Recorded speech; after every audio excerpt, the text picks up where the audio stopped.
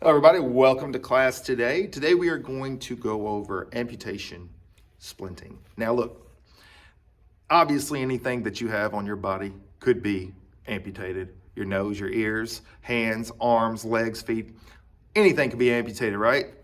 We're going to just focus on the hand today. We're going to just focus on one area of bandaging. So just know this, there's no exact way to bandage something that has been amputated. The key is to control bleeding, and then to properly splint whatever that is, or to wrap that area to try to keep any other injuries from taking place and just to control any type of bleeding. So that's what we're going to focus on real quick. This again is just one of your many skills that you just have to sign off on. I want you guys to watch this, practice it. Those of you that can dance, this will be easier for you. If you have trouble dancing on a dance floor, this may be difficult.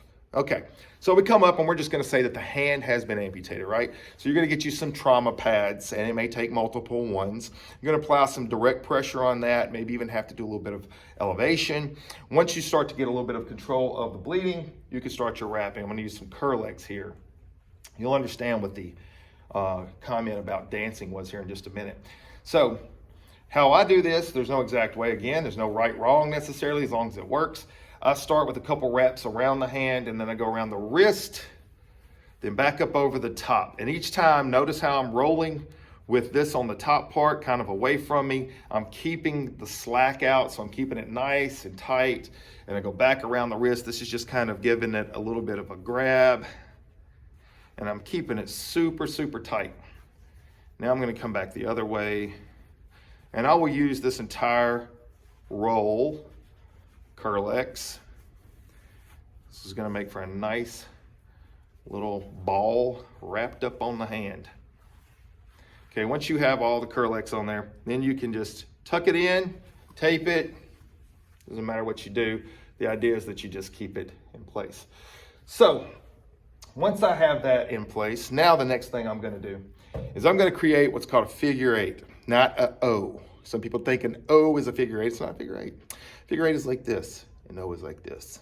Okay, so you want to do a figure eight. This is where dancing comes in. You got to have some coordination about you. So follow this next part very closely. Any of you TikTokers out there, I don't know, make a dance from this. I don't know what you're going to do. Figure it out. Get you a little wrap. Start kind of at the hand and the wrist. Then I am just going to roll around the wrist a couple of times. You want to keep it nice and wide so you don't give any areas that you could cut off circulation, because that's not the goal. Once you have a couple of wraps, notice how I went over the top of the hand. Now I'm going to come down, keeping the arm bent at a 45, or actually it's a hard 90. Sorry about that. I'm going to go around behind the elbow, back up over the top of the hand, back down behind the elbow. And I'm just going in the same direction, doing the figure eight. Some people like to do this thing. That's called a no. Then when they do their arm down, slips right off. Doesn't work. So this is the key. Practice this in your lab. Practice this at your house. Wrap your kids up. It doesn't matter. It's good practice. Once you run out of Curlex on that one, then you tuck it down. You can tie it off.